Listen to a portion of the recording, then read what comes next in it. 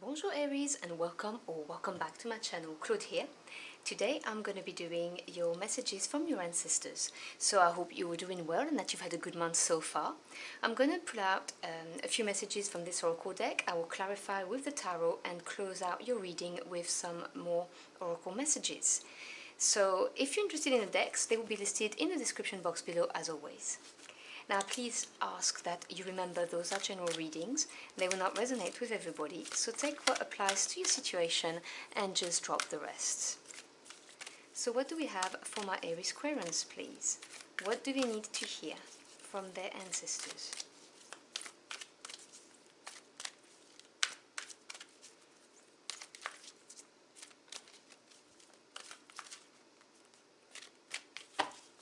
Okay.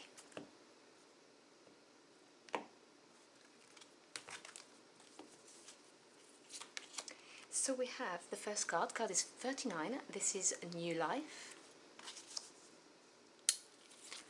We then have card 47, go the distance.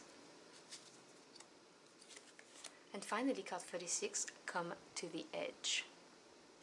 Let me put my oracle deck to the side. Okay, so I'm really getting the energy of momentum from those three cards. This is the first thing I need to say to you intuitively. Yeah, momentum, things moving forward. There is a new life ahead of you, or you may have just started it. So whether you've just started it or it's coming your way, this is what your ancestors are telling you. And they're telling you to really go for it. Put all of your effort, all your energy into this. And to maybe take a few risks. The card of come to the edge is really saying get out of your comfort zone. All of these three cards have the vibration of something brand new, of movement, and really trying something else is what I'm hearing in my head. Even if you feel it may be a little bit risky, this card has a bit of the energy of the Fool in the tarot, you know, being on the precipice, feeling light, not taking baggage with you, and just, you know, come to the edge, try and see what's going on here and take the leap of faith. And if you look at the animal here, the animal is leaping. And this is really the message of, you know, go for it, is what I'm hearing. Because this is a brand new beginning, a brand new opportunity for you. But you need to be a bit daring, is what I'm hearing, you know. Really get out of your comfort zone is the message that keeps on popping back into my head. So I'm going to grab my tarot deck and clarify those messages for you. So can we have clarification of those messages for my Aries Aquarians, please? I'm getting a lot of excitement coming out of these cards.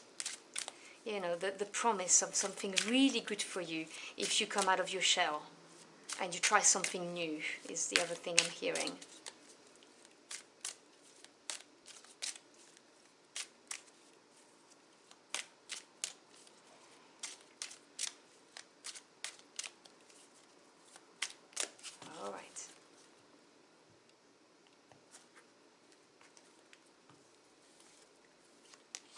So we have, wow, the Empress, Major Arcana, beautiful energy, followed by the Magician, another Major Arcana. I'm really not surprised to see that here, and the King of Wands, of course. Bottom of the deck, which is the energy around you, we have the Ace of Wands. Oh wow, okay, you have a beautiful reading. So you know I was telling you about the new life, a new opportunity, something, whether it's you know, a new job, a new project, a new relationship, whatever the case may be, relocating.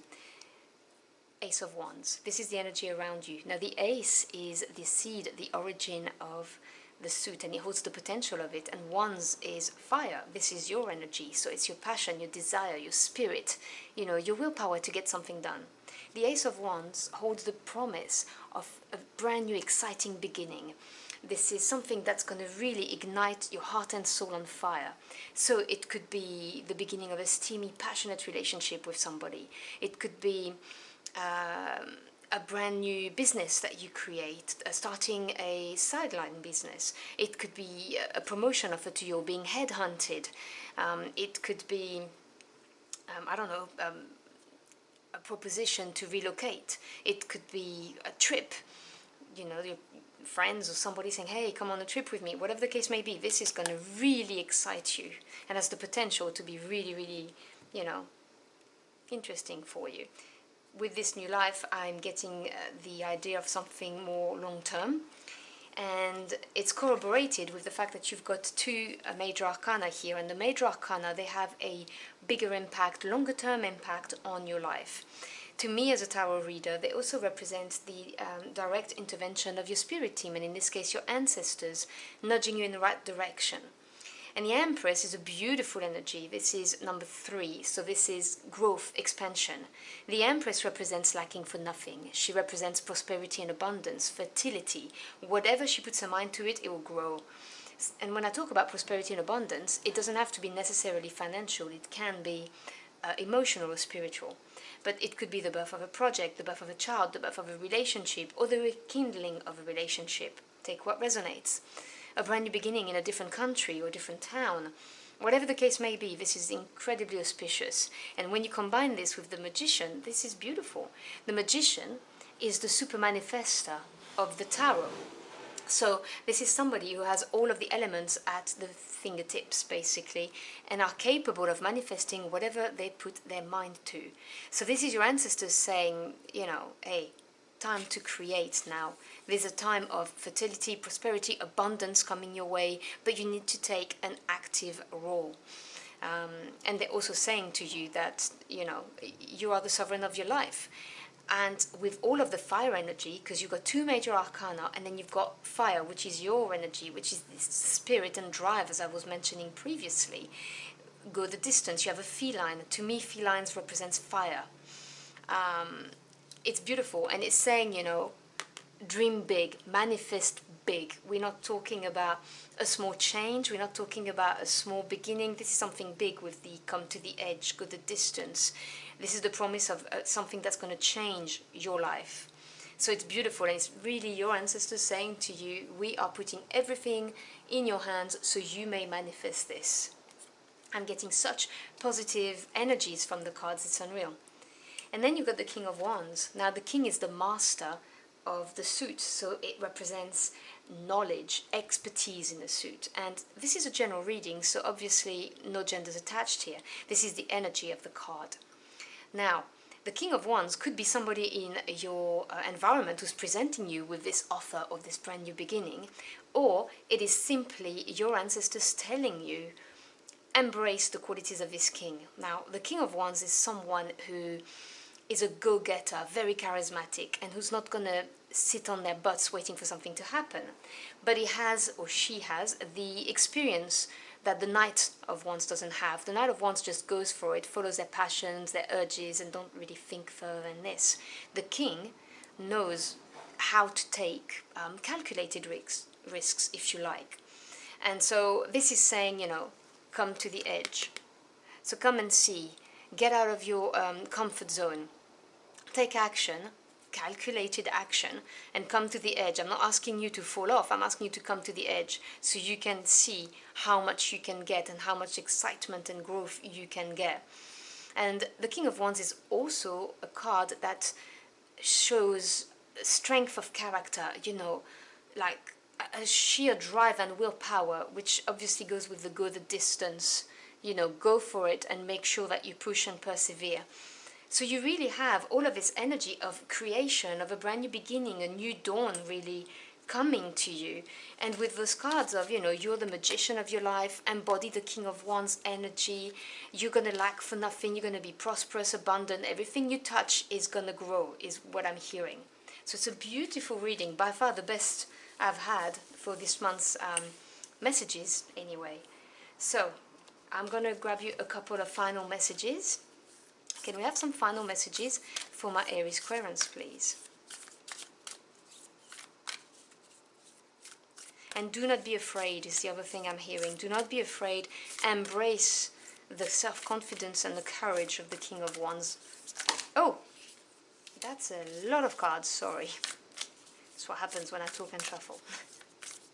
Alright, let's see what we've got for you. So we have the last quarter moon in Sagittarius. Practice gratitude. Yes, the best way to manifest is to start in a place of gratitude. Before I try to manifest anything, I always sit down, write down 5 things that I am grateful for, so I may shift my energies and my vibration to this very sweet spot, because that's where you manifest from, where it becomes successful. So I always make sure I'm grateful, that I thank the universe, spirit, your ancestors, your angels, whoever you work with, and make sure that, you know, I make sure I acknowledge what I've got in my life before I try to manifest something else. And this is your ancestors saying, you know, make sure you don't take things for granted. Be grateful for all of the experiences and everything that you've got. And your final message is make time for self-love. This is the last quarter moon in Libra. So make time for self-love. So again, you know, if you are 200% going for something, trying to manifest and so on, you may, or if things actually come to you, like a great offer, you may feel that you are unworthy, and your ancestors are saying, nah, you are totally worthy. Make sure that you love yourself, that you value what you bring to the table, because after all, you are the magician. You are someone who can manifest whatever they want, and, you know, you deserve this. So I hope you've enjoyed your journey for the cards with me. If you found this message helpful in any ways, do let me know in the comment box below. I'd love to hear from you. Thank you so much for stopping by. I always appreciate it. I wish you a beautiful month, and I will see you again very soon. Until next time, au revoir.